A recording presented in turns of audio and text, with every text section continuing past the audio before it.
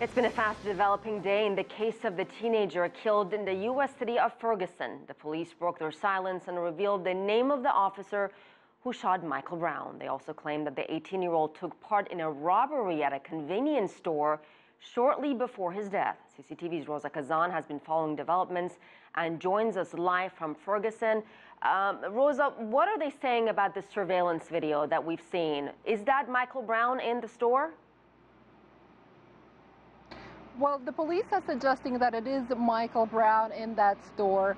They've also released the details about what happened, what he took from that store during that confrontation. But the family of Michael Brown and the residents that we've spoken to, they don't believe it. And the family says that this is a calculated act of character assassination of Michael Brown by local police. Hands up, don't shoot! Hands up, don't shoot! It's been a day of emotional swings in Ferguson, Missouri, where last week a white policeman shot and killed African-American teenager Michael Brown. The day began with the police chief identifying the officer as Darren Wilson. He's been a police officer for 6 years, has had no disciplinary action taken against him. He was treated for injuries which occurred on Saturday. The police chief also released this convenience store surveillance video, allegedly showing Brown minutes before he was shot and killed. It allegedly shows the 18-year-old confronting and shoving a store clerk during a strong-arm robbery over $49 box of cigars. The store incident fueled speculation the police officer who later confronted Brown walking in the middle of the road was looking for a robbery suspect. But in a news conference several hours later, the police chief told reporters Officer Wilson had no knowledge of the robbery. Residents in Ferguson are accusing the police of a cover-up and selectively releasing information to make the case that Wilson had a reason to shoot Brown. They say even if Brown was involved in an alleged robbery, it did not justify the shooting of an unarmed man, reportedly with his hands in the air. No matter what happened, whether he broke the law, got in a confrontation, it doesn't mean you deserve to get shot down, to die. He was 18 years old. The name of the police officer who shot Michael Brown may have been released, but emotions are still very raw here in Ferguson, Missouri. And these protesters are saying they want answers.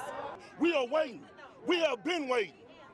And we ain't gonna stop waiting. We gonna stay right here. Today, we stand right here. I've been off work 4 days straight with no pay. An attorney for the Brown family called the release of the store video a sideshow. We believe that he strategically did that to assassinate the character of Michael Brown.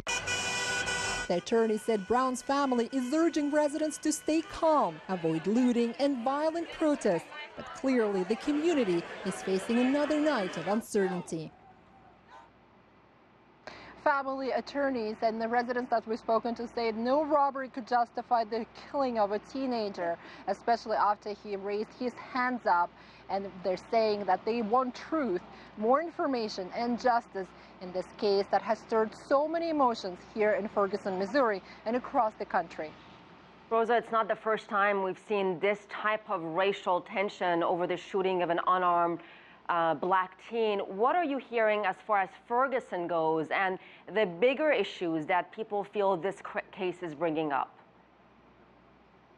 Well, that's exactly right. This is a predominantly African-American community. 2/3 of the residents here are African-American. And the issue is here is that the police department is the majority white. And the people that we've spoken here have told us that this has opened a lot of old wounds, the racial tensions, the issue of racism here in Ferguson and across the country. And we've met, African-American men who've come to the protest today with their sons. And they've told us that they're afraid for their children. When they grow up, they're afraid for them to go out on the streets and just because they may be stopped and may be hurt by police simply for being black. But there are others who've told us that this is not a race issue. This is not just about black and white. This is about human rights and about proper investigation and proper justice. And of course, also others have said that we need to know more about Darren Wilson, that police officer, and we need to know more about what he did know, what went through his head when he did stop Michael Brown and when he shot him last Saturday.